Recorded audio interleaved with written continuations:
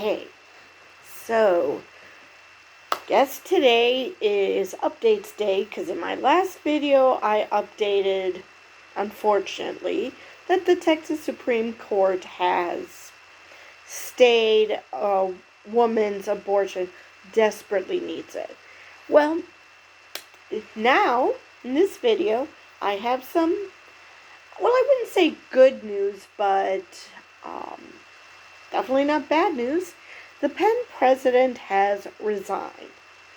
Apparently, there was plenty of pressure, which, as I mentioned in a previous video, is kind of deserved because how can you say that calling for the genocide of Jews is a case-by-case basis and that you have to wait for conduct to happen? Because I'm sure that if she were in a situation where someone was threatening to kill her, someone she knew, someone who knew where she lived, or knew where she worked, or whatever, she would want the police to take that seriously. So how is this any different? But anyway, let's get to the article. Liz McGill, the president of the University of Pennsylvania, resigned on Saturday, just days after her congressional testimony on anti-Semitism drew fierce backlash from students, faculty, and donors.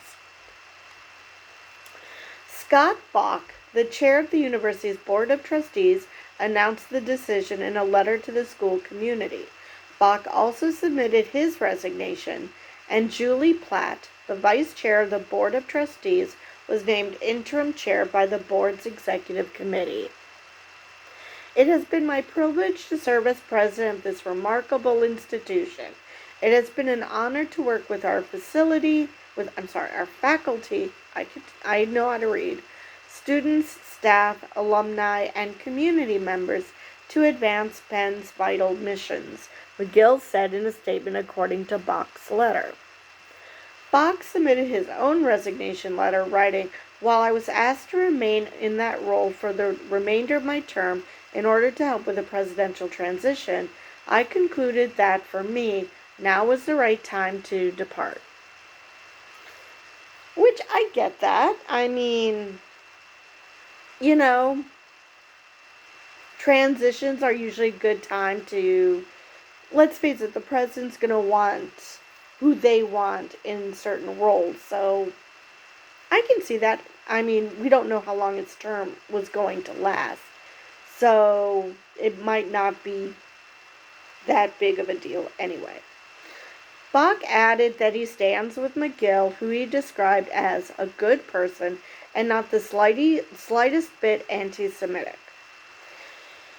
Okay, so now I mentioned in my previous video that it could be that these three presidents were just being complete boneheads when they said this, and not because of anti-Semitism.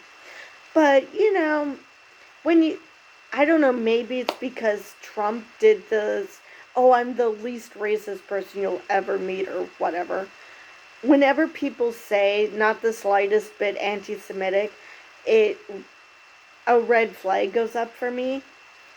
No, everybody has some sort of prejudice up to an extent. The question is, do you recognize it and try to improve yourself?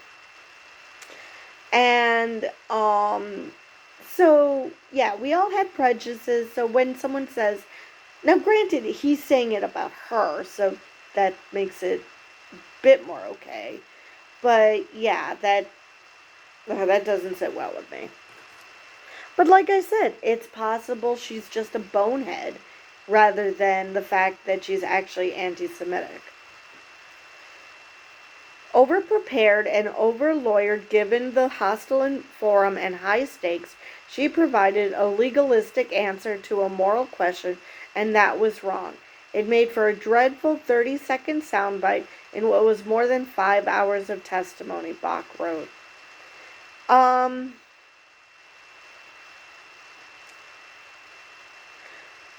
it's entirely, I don't know if she even gave a legalistic answer, because I don't know if, how could it even be legal to say that hate speech is okay on college campuses, at Penn? So, was it legalistic only? It was definitely not the moral answer, but are you really saying that legally hate speech is protected speech at Penn? I don't think that's much better. But at least he understands that what she did was wrong. What she said was wrong. So that's something. He added that he and McGill concurrently decided it was her time to step down. McGill will stay on as interim president until a new person is appointed, according to Bach. McGill will also remain a tenured faculty member at the Penn Carey Law School. Oh, the university will share details about interim leadership in the coming days, Bach said. McGill's resignation comes less than a year and a half since she was appointed as president. So we have another newish president who decided to go boneheaded. So, okay, it's great that she's a lawyer. However, even lawyers know that calling for the genocide of Jews is not protected speech. Surely she's heard the well-known example when people are explaining that there are curbs to free speech, that you can't yell fire in a crowded theater. How is this any different? And as I said before, I'm sure if somebody called for her death, she would take it seriously. So, how is this any different? It's just, Now, I'm not one for, she should lose her job and become a pauper or whatever. But, I hope she's learned from this. That, that free speech is not, without its,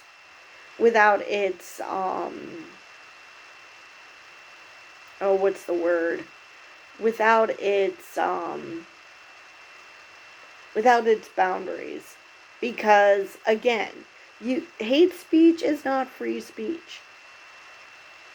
You do not get to threaten people publicly and say that, oh, well, I didn't actually attack anyone, so it's okay. Is it though? Because there's going to be someone who's going to think that it's okay.